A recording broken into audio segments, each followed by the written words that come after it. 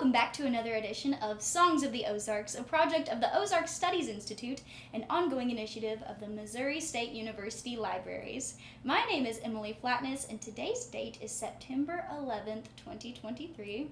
I am here today with Blue Madison in Thomas, one of the band members' homes in Springfield, Missouri. Thank you guys so much for meeting with me today.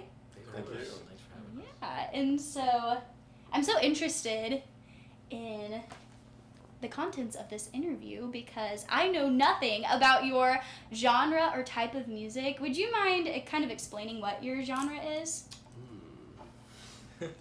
We're kind of figuring that out as well. We kind of drift back and forth between like pop funk, pop rock, sometimes a little harder, sometimes a little softer.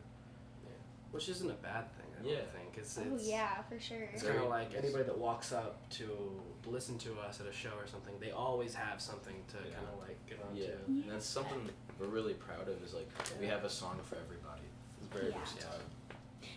And does it kind of help with like adapting to the crowds? Definitely. Yeah, yes, absolutely. Yeah, sometimes it's like we'll play like 2-hour shows, and like the first set, it's like you'll see a certain amount of you'll see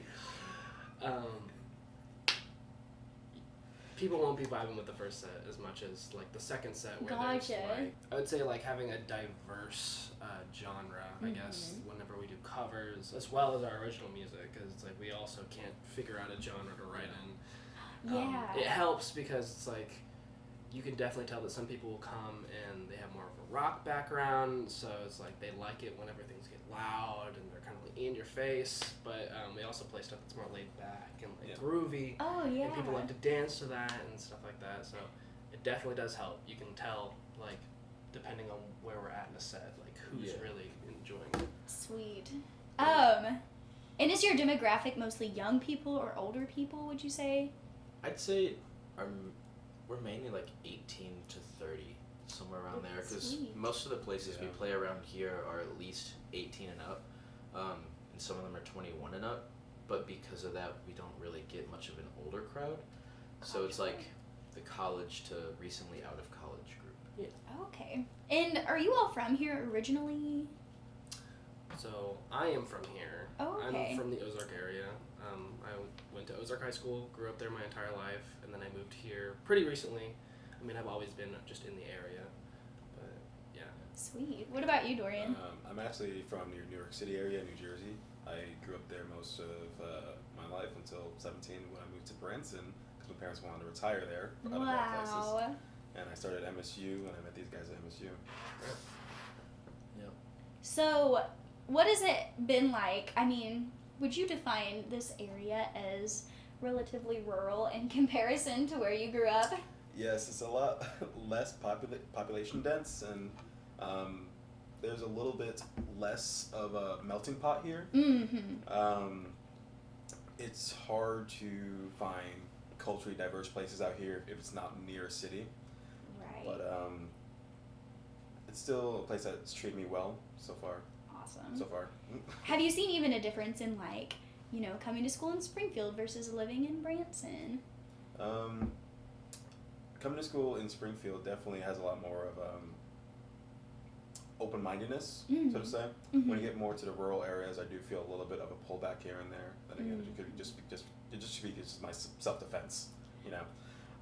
But for the most part, I've had good experiences. Awesome. In both areas. Sweet.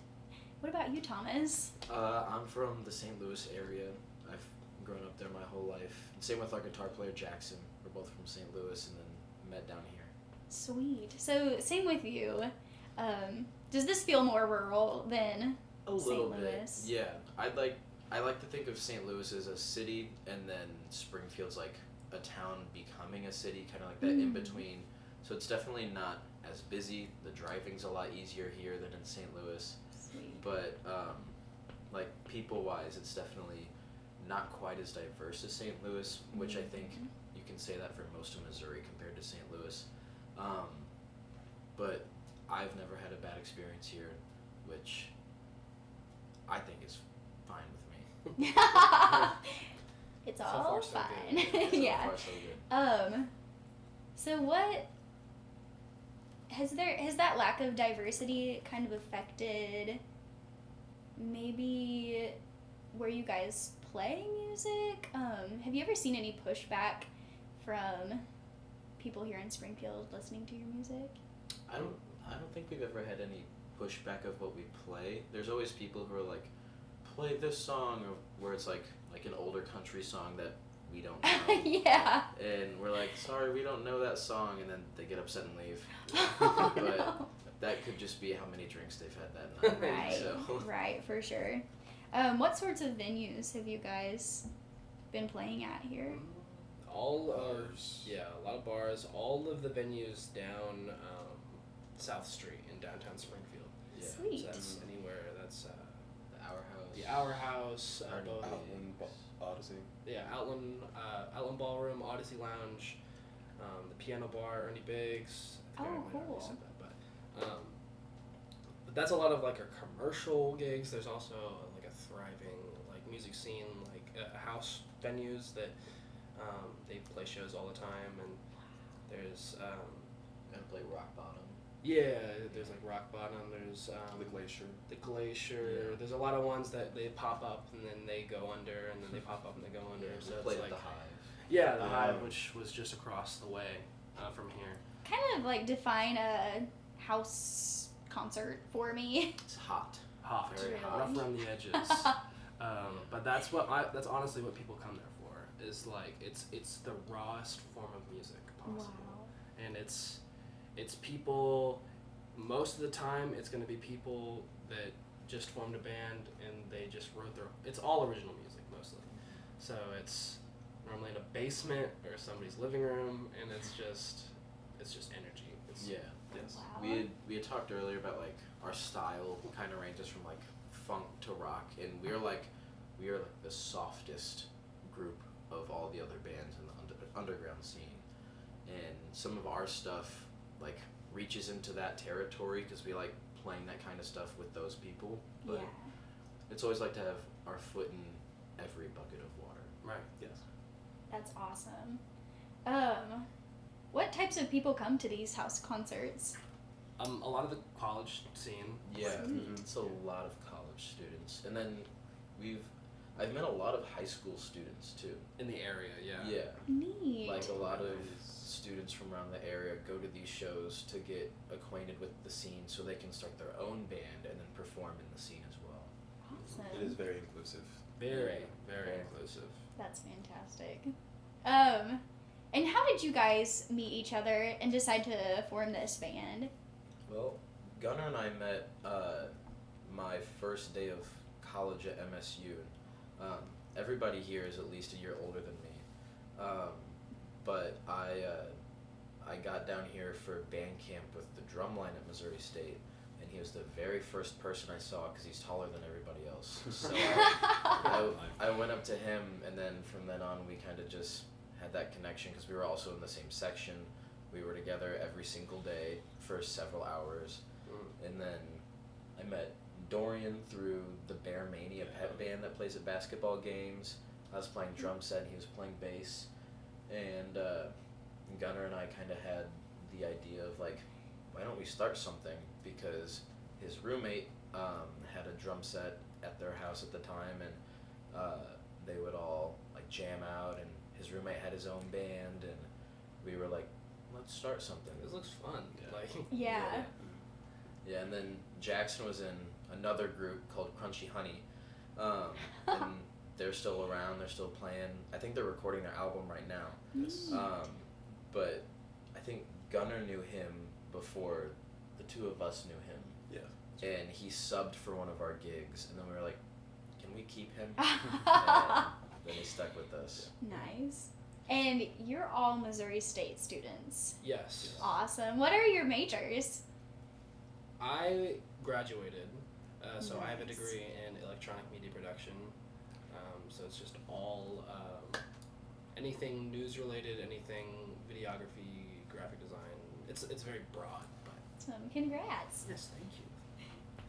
I have a bachelor's in geological and environmental sciences, and my minor was in theater and dance. And I'm currently a master's student right now for geological sciences as well. That is so cool. Yeah, I'm in my 4th year with exercise science, and I think I want to go into physical education because I like working with students. Nice. Yep. Your diversity in majors is neat. What about Jackson? Jackson finished his school. I think he was musical theater. Yeah. Yes. Yeah. Sweet. Yeah. What is it like balancing, student life? When did you guys graduate? I graduated just this last year. Nice. In December? Yes. Sweet. 2022, May. Nice. 2022, but still going with it. I should be graduating May 2024. Awesome. So, what is it like balancing student life and, being a musician? It's hard. It's tough. We've had a lot of discussions recently about it because 2 of us have full-time jobs, 2 of us are students, 1 of them also has a full-time job. Wow. So it's hard balancing like our personal schedules with a band schedule and like finding the commitments and priorities. But as long as we're on board with like the product we're making and the level that we want to make it at, then we've been able to make it work regardless of our schedules. That's awesome. Yeah. What maybe advice would you have for, other students or young people trying to find that balance? Communication. Yeah. Communication is so it sounds huge. so obvious, but like even just the little things that slip through the cracks add up over time, and you can get somebody who's been like frustrated over something for several months and then you never find out about it until it boils over. So yeah, just being transparent and just being on top of things. yeah, and also being able to understand like separating like the friendship side of it from like the business side of it. Okay. Because if we critique each other, it's nothing personal. It's to try to make the band better. So just understanding that and like being able to communicate with each other. Nice. Everybody has the same goal. It's just sometimes they all go about it different ways. Yeah. Wow, that's really wise. So how did you all like individually get started playing music? I started when I was about 10 years old, or maybe before that, maybe 4th grade. Started with trumpet, so I have a little bit of music theory background because I was in band growing up. But guitar when I was 10 years old, bass guitar when I was 13, and self-taught from there. I used my knowledge from orchestra and band into guitar and bass guitar, and it's kind of taken a flip now. So now it's mainly guitar and bass guitar, less the orchestra. Do you feel like that gave you sort of a foundation? Yes. To explore this more creative? It helps. It does help quite a bit. It helps with the music writing. It helps with changing on the fly as well for some little tweaks here and there in songs. Did you have any like ancestors or relatives who played music? I do have familiar family background in music as well. So yes, Nice. aunts, uncles, and even before that as well. Sweet. Gotcha. Yeah. I'm trying to think as far back as I can. But I would say a lot of credit is given to just being in a school that pushes music so much, and just being in band and all the extracurriculars inside of that. That's what kind of like I think gave me like the theory and like how to like work with music. But as far as like the first time that I like picked up an instrument, my grandfather gave me a guitar whenever I was like I think like 13 or 14, and it was just in our closet, and he had passed away, and I just picked it up, and I taught myself how to play it, and it was just always something that I did for fun. And then I went into the high school program, and I became mainly a percussionist, like Thomas said, when we met in the MSU drumline. That's predominantly what I was doing. I was a percussionist, and then I still play guitar, and now it kind of seems that that's my main instrument now. Yeah. But I also, from a very young age, I was playing in a church band at the church that I grew up with, that I still play in today. Okay. And they just kind of bounced me around, and that just taught me to be super versatile. Like, today you're playing bass, today you're playing guitar, today you're playing drums. Like, yeah, at one point I played piano, which did not go well. But yeah, it's all those things really just kind of like stacked on top of each other. It was really helpful. Nice. What kind of church did you grow up in? Southern Baptist. Wow. The same church for like, I think when we got there I was like 4, and I think I started playing in that group whenever I was like maybe 14, and I'm 22 now, so it's been a while, been a long time. Do you mostly play contemporary music at your church? It's evolved, so things have changed a lot. It was heavy bluegrass for a while. What? That's awesome. It was like they play a lot of bluegrass. The pastor of that church is actually a professional banjo player. Wow. So he played. They released a couple records, and so that was kind of their thing. But then the music director changed, and then we started trying to like add in some more like contemporary, more modern music. Yeah. And now we're kind of getting. He's since retired, and there's been a new pastor in replacement, and now it kind of seems like it's a more like I would say like a very modern take on like contemporary Christian music. So yeah. How did that like bluegrass background? Have you taken any of that with you into your music today? Yeah, actually, yeah, because there's I wouldn't say that I'm a very good guitarist, like lead wise, and obviously that's why we have Jackson, and he takes care of that, and he does an insane job. But I do like to use a lot of like fingerstyle and stuff like that in our music, and so I think that's the only thing I can think of that maybe I've taken from it. Nice. But yeah. What about you, Thomas? Well, Jackson and I are very similar with a lot of parts of our like exposure to music. Both of our dads are professional musicians, and they've played around the St. Louis area for decades at this point. And we've actually had a few of our gigs where Jackson and I are down here playing together while our dads are playing together up in St. Louis. What? Small world. Yeah. And I can't speak too much on Jackson's exposure. I just know surface level stuff. But for me, I was born in September, so peak marching band season, and my dad's a high school band director, so I was immersed in marching band and jazz band and everything. Like, I went to my first marching band competition when I was 2 weeks old, and I never left music after that. And whether it's like running around the band room as a toddler, like grabbing a pair of sticks and playing drums, or playing a trumpet, or something like that, and yeah, I just kind of picked it up more like gradually, and I focused more on percussion. And 6th grade is when I started taking it as a class, and from there I just kind of kept going with it. And I was mainly a mallet player until sophomore, junior year, and then I kind of switched over to drum set. But I still enjoyed playing everything, and then we got down here, and I hadn't played drum set in a while until I found the pep band with Dorian, and then we started Blue Madison up. Sweet. But yeah. Did you feel a little bit more prepared, like kind of knowing how gigs worked and stuff, since you saw your dad do it whenever you were growing up? Did you feel kind of prepared to start a band? Yes and no. I was able to see like the stage presence side of it, and like the practice that he would put in beforehand, and the talks that him and I had growing up about like when you like commit to something, like the commitment stuff, like that side of it. But I never really knew about like the organizational side, or like the managing from behind the scenes side. So when we first started, we all kind of like put our heads together of like who do we know around the area that we could like get in contact with some shows. So we all like, somebody threw in the idea of the underground scene, which we played some shows with, and that's how we got our first show. And we had his roommate who was in a band. They got us for our second show, and just from there it just kept snowballing.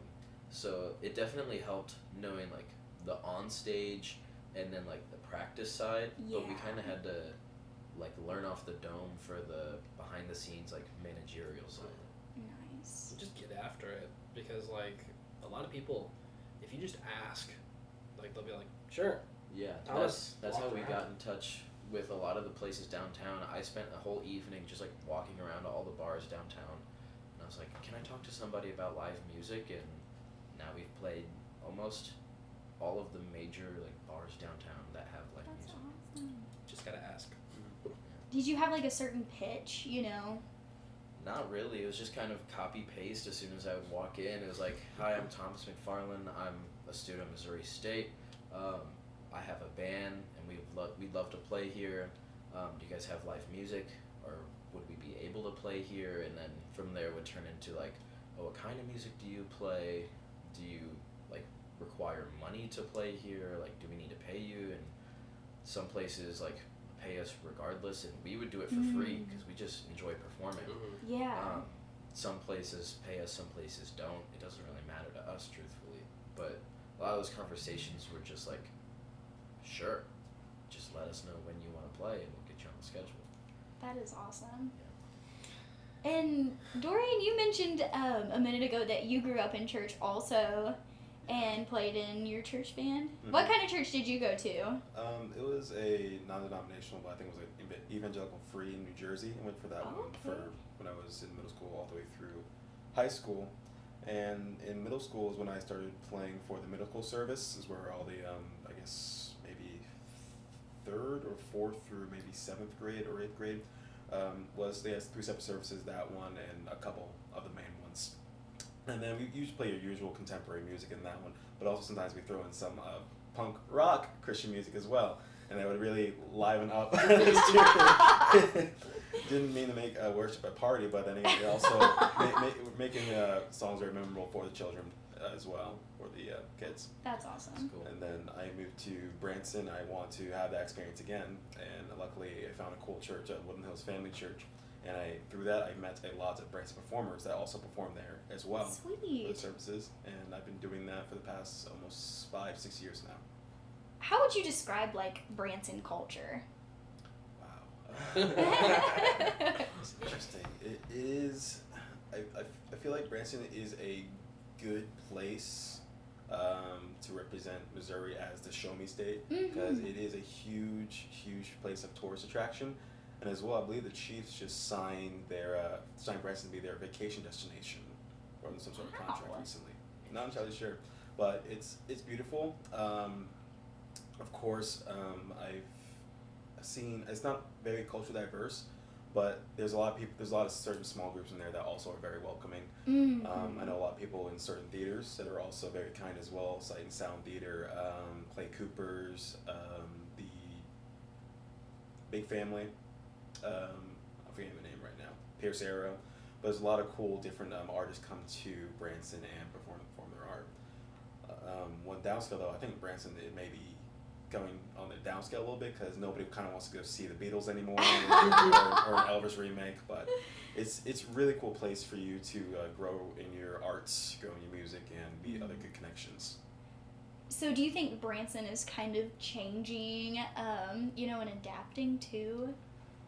Very slowly. I think it needs to get a head up on it very soon, or else they might have coming from a business standpoint, they might make a revenue drop pretty soon, because they need to start appealing towards a different type of audience. Because, like I said, not a lot of people will want to go to those. I think like a younger audience. Yes. Yeah. Yes. Younger audience.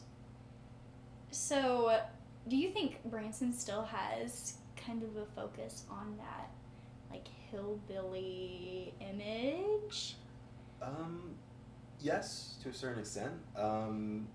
There is a good country aspect to Branson as well that has a lot of people coming in, because a lot of people that go to Branson are from the Midwest for vacation. There's a prime vacation spot, and that is one of their staples. The country music, of course, Grand Opry and a lot of other bluegrass bands. But there's so many other small bands coming up as well that have just a touch of bluegrass, but other people bring other characteristics of art into their art. Nice. So what would you guys kind of describe the culture of the Ozarks region as? You kind of all have a very different perspective. Who wants to go Culture of the Ozarks. It's very passionate.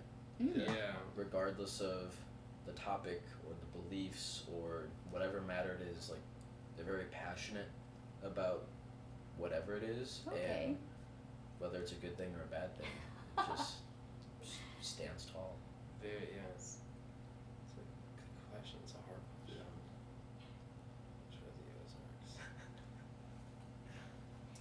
there's certain like characteristics that the Ozarks region has that maybe you haven't seen elsewhere. The first thing that hops out to me was hospitality. Oh, okay. Growing up on the East Coast, it's very, very, very busy. Everybody has some place to go. But when I first moved here, I was walking the sidewalk, and I didn't realize people were actually talking to me, starting conversation. I didn't know. It was so foreign to me. But after going here, people are very welcoming. Nice. Something I've noticed with Springfield specifically after coming from St. Louis is like you can kind of start to feel like the tide changing, and like the culture and like the generational shift from the older generation to the new generation starting to take over. And in St. Louis, there's like a constant cycle because everything has kind of stayed the same for so long, but now it's like the new ideas are flooding into Springfield and the younger generation's accepting it and running with it. So it's kind of like that tide changing effect. Nice. Yeah, the Ozarks, it's a very big area, Springfield included, Branson. It's like they hold on to their traditional ties, and it's very important for them. I'm sure, as you know, being what was your minor again? My minor was Ozark Studies. But like you said, like still very open to change and new things. Like I know that I go back to Ozark and I don't recognize it anymore because they're doing so many new things. Yeah. Like they've completely just changed the whole thing. Like as far as like the mill goes and the whole area down there, it's completely changed and it's beautiful now. But like you said, it's like new and exciting, but still focused on history. it's still itself. Yeah.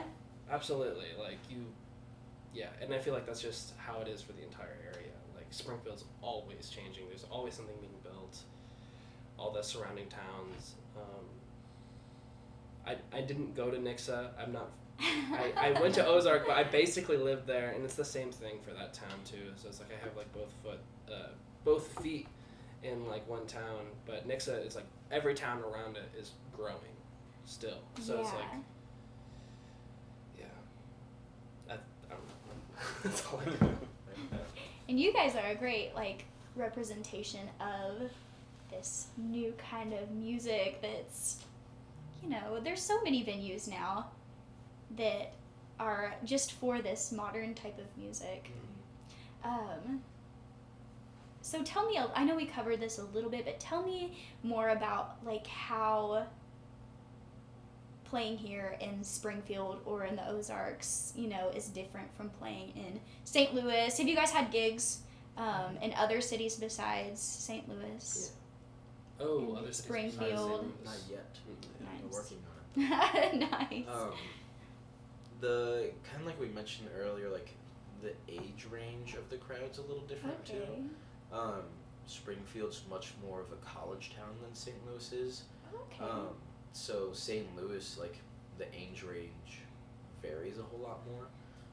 Versus here, like most of the audience when we play downtown is like college students or recently out of college. Wow. So there's that factor into it. I also think it's just the variability of the music. Usually, if we were just like one subsect, we would probably get a definitive group of people that were coming to that type of music. But since we're playing such vast different kinds of all different types, we appeal to so many different crowds. I don't think we have a specific crowd. I think it just depends on the venue. Yeah. A lot of people go to that. Band's a huge thing. Yeah. Yeah, because like the Hour House, people normally they'll come there for karaoke. That's like the crowd that doesn't know us, because it's a karaoke bar. Yeah. And they always have karaoke afterwards. So that's also something that we've tried working on, like with the promoter, like pushing us back a little bit so we get that crowd of different people. But yeah, like get the karaoke crowd there, and then it's like you have the normal crowd from like Ernie Biggs that like they come to sing along. So it's like they want that more cover driven type thing. Yeah. Okay. And even like that little stretch where you go from the Hour House to the Odyssey and the Outland to P-Bar, like that's like 3 completely different like groups of people that show up there. Yeah. Like the Hour House is a super inclusive establishment where you get like anybody from anywhere in there on a given night. The Odyssey and the Outland's more of like your thrashier like rock or hardcore scene, Or just original music in general. Yeah. And then P-Bar, it still kind of has like that country-ish kind of feel to it, but it's also like completely open to any type of music you want to play, because awesome. people are just there to have a good time and sing along with it. Mm. Wow.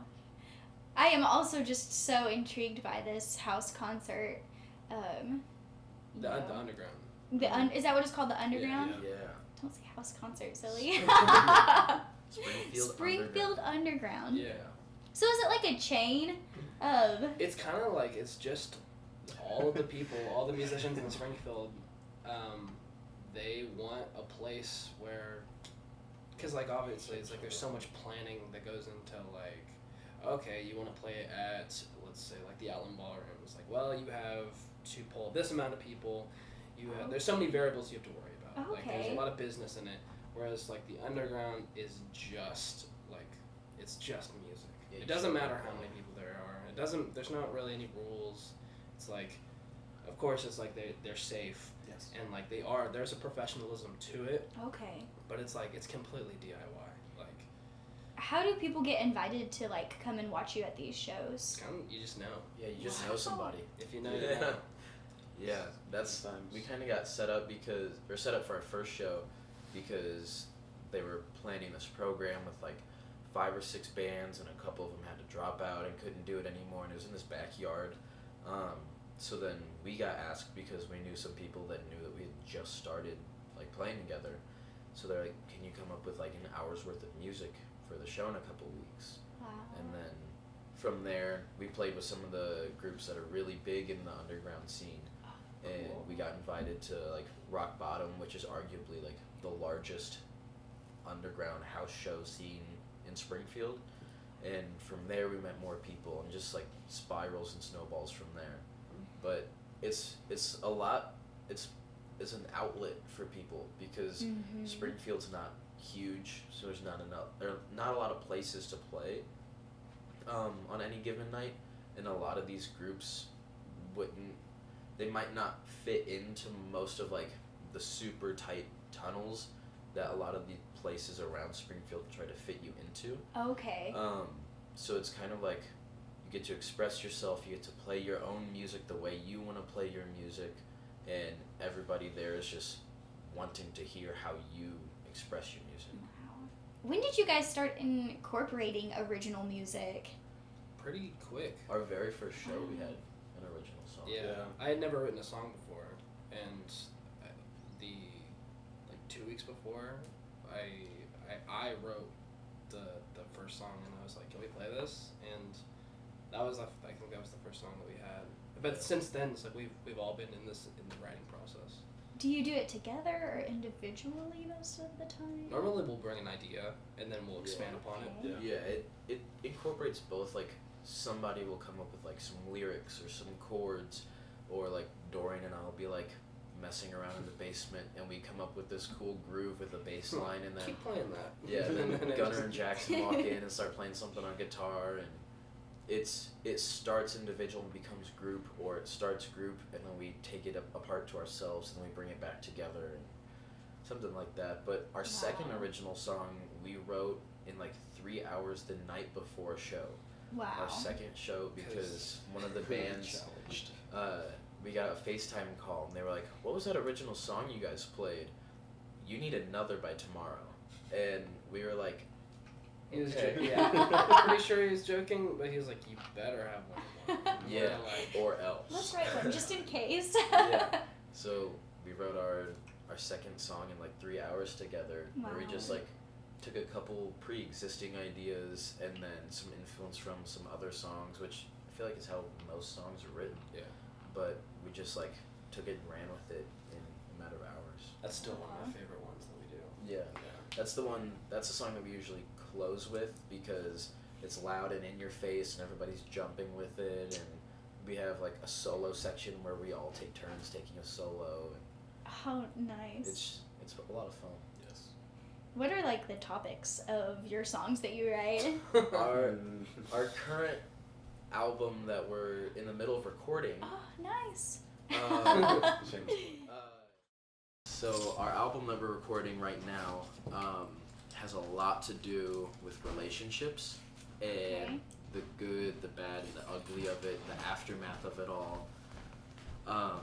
So it has a lot of like seeing somebody for the first time and getting that initial like, whoa, and then meeting them and falling for them, and then how it kind of turns into something toxic. It kind of it tells its own story inside the whole project. Yeah. Of falling in and out of love and the aftermath of that, and yeah. So right now, that's what most of our songs are about, but we have a lot of stuff in the works. Nice. Second project. So tell me about recording. It's been a little difficult. This is Jackson. Hi, Jackson. It's been a difficult process because, like we mentioned earlier, we're all so busy. Yeah. So like the end of the summer, I was back in St. Louis with my family, and I work with my dad at his high school that he teaches at. That's and my awesome. brother is going into audio engineering. So we set up my drums, set up some mics, and recorded all the drum tracks there. And from there, we sent it back here so these guys could start working on it while I was up there. Awesome. And since then, we've been gradually getting everything done, sending it back to my brother because he's doing some of the mixing, sending it back to us where Jackson has some critiques, we all give some input, send it back, and just back and forth all the time. So Sweet. It's a little tedious, but it's better than paying hundreds of dollars at a studio. For sure. And it's a similar quality, honestly. Nice. Very happy with that. And like it's like your project. Right, yeah, we get a say in how things Yeah. are going, and Yeah. it's very nice. Jackson, would you mind telling us just a little bit about your background in music, how you got into music?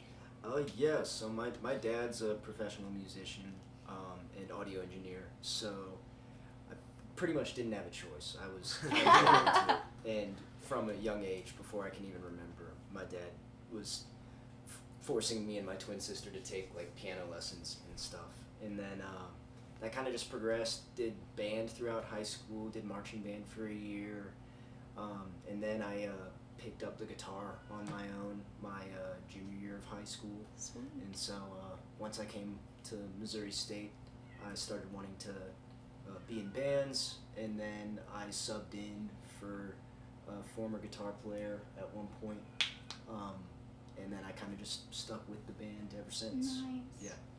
That's awesome. So, tell me a little bit about how you guys chose the name Blue Madison. That was his house at the time that he was living in. I bounced the name off of them because it was a blue house on Madison Street. Yeah. It Nice. seemed Blue Madison seemed like a catchy name. So Yeah. I think before our first show, I was like, what do you guys think? And they're like, yeah, sounds good. And that was it. Yeah, we were scrambling to find a name because we didn't have one yet, and we were throwing out these terrible ideas, and then Gunnar was just like, Blue Madison? Yeah, it was. And it stuck. Is there like, this is kind of reverting back to what we were talking about a little bit ago. Is there like an underground music scene in all of the cities Yeah. around? Pretty much. Yeah. Yeah. Some places are more vibrant. Some of them have like completely different genres than others. Okay. But like up in St. Louis, it might not be as busy or intense or passionate as the one in Springfield, but it's definitely there. Wow. Have you guys played like in the underground in St. Louis? Not in St. Louis. My former band that I was in high Okay. school played there. Played a house show or two. But even then, like it wasn't what it is now. Like everything has blown up so much more over the last few years, pretty much everywhere. So I have some friends up in Columbia who go to school up there, and they've got a big underground scene in Columbia where they go all over, and that's more of like a contemporary like funk scene. They have like horns and everything, and they play like modern covers and stuff like that. So Okay. they incorporate a lot more jazz into their underground scene. Okay. Is there a lot of like diversity? Well, how would you describe diversity in the musical scene in Springfield specifically?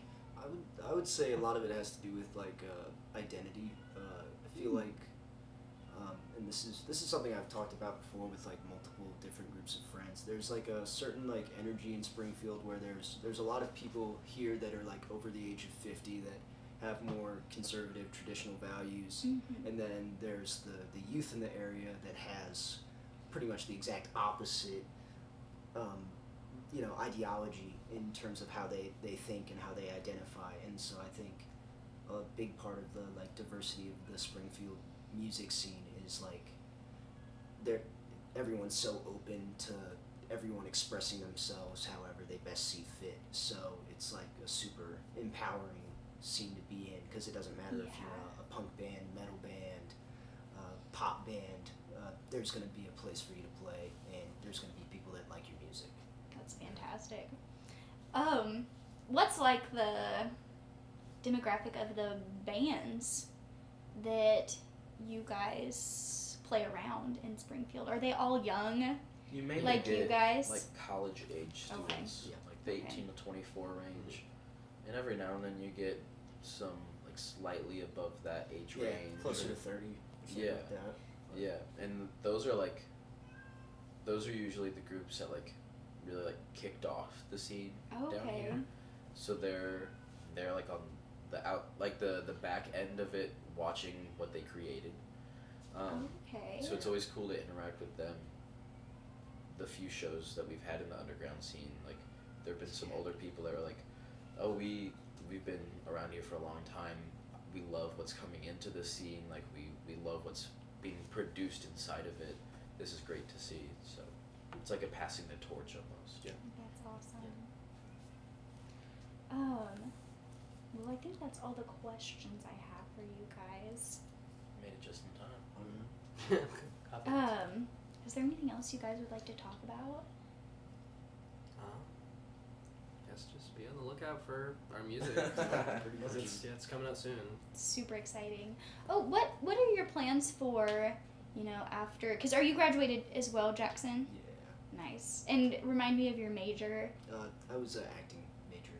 Nice, that's right. That's awesome.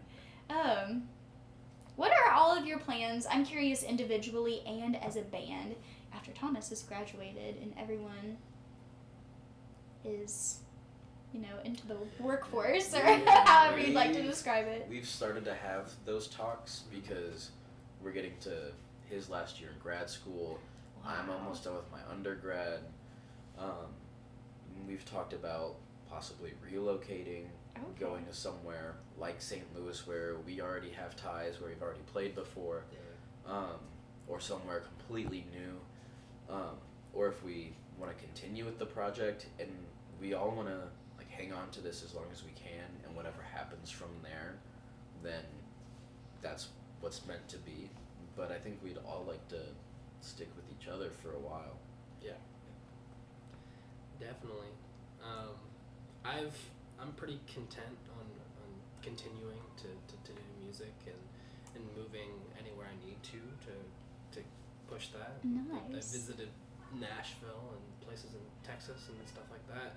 So it's like I've kind of decided that I'm like entertainment is definitely what I want to do. But like you said, as long as it can, I was like, I'll stick with these guys right here. Yeah. I think awesome. this group has something kind of special, which I think a lot of people say that about their groups, but like our commitment to each other and the band is something that I at least haven't been a part of until this. So it's pretty cool to be like, everybody here is on board with getting to the next level. Yeah. And trying to pursue like the same level or higher of greatness. So like the commitment and the passion between the four of us is something that I want to like continue for as long as I can. That's awesome. Would you guys like, is your goal to play as Blue Madison full time as a living? That would be. It would be cool. That'd be great. Yeah. Yeah. Absolutely. And I think I've been talking a lot, but I think I've had like a realist approach to it, to where like my expectations aren't high but my aspirations are. So like I'm not expecting us to like tour the world, but also like that'd be awesome. Yeah. Like I don't think anybody here would complain about that. No. And we've talked about like if we're gonna continue this for like years to come, like what are we gonna do with our like careers and our professions and stuff. And I think we're all on the same page with that.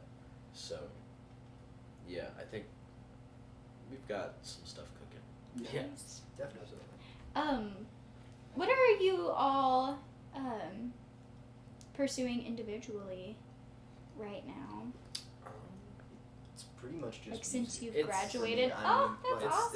it's like Just this, yeah. I'm in 3 bands total right now, so it's like it's just music for me. You know what I mean? Like and That's awesome. like Thomas was saying, you know, like music is what I want to do, but I also like try to have a realist approach to it all. And, like, Yeah. I'm trying to take it one step at a time, like pay my dues. You know, it's like obviously the end goal would be, you know, that big, glamorous, you know, like world tour, and, like meeting fans in different countries and whatever, right? But you know, that's obviously many steps away. So Yeah. like, I think we have a good approach to it though, like a nice, smart way of going about it. And it Nice. seems like everyone's like individually bought in on a personal level too. Yeah. I agree with Tom. I have the highest aspirations. It also has to have a realist approach to it because some of us have student loans as well. We got to pay for it. For me, Amen. myself, I also want to pursue. I want to pursue arts as much as possible, and this is also a form of art that I also want to pursue, along with theater and dance. But I also want to pursue science as well. And I am someone who I'm prepared to work hard and endlessly to get to where I want to be, and especially with this band as well. Even if maybe it might not be difficult in the future, or maybe difficult in the future. Yeah. I'm currently on track to graduate and go into teaching, Sweet. do some physical education, maybe some coaching. But again, like it would be really cool if this is something that takes off because I have the rest of my life to work, so I might as well have fun until I have to work for the rest of my life. That's a great outlook. So- Yeah. And like we mentioned this earlier, some of the places are very good to us and they pay us for playing there, and like over the summer like music was paying the bills, Yeah. and that's the first time that's happened for me, so that was pretty cool to have that going on. That's awesome. Yeah, it was a lot of work in June, because it's like we gigged every single weekend during the summer in June. Yeah, out of 8 weekends we gigged 7 of them. And it was Wow. Yeah, but at the end of it, like it like came around to pay rent, and I was like, I can pay rent with what I made like this month, and I was like, wow, that is awesome. Yeah. As far as going forward, I still have my degree, so it's like I still love doing stuff with film. Like I Yeah. still write stuff for film, and I do a lot with photography as well. And I always still do photography. So if any time that that music maybe starts to become not an option, I've just already decided that I'd just fall back on anything like that. So, but for the time being, it's like I'm gonna try my darndest to continue doing music full time. That's fantastic. And MSU brought you guys all together. Yeah, absolutely. Yeah. So, Go Bears. Go Bears. Well, I think that's everything I have for you guys. Thank you so much for doing this. This has been amazing. I've learned so much today. And thank you everybody for watching. This has been another edition of Songs of the Ozarks.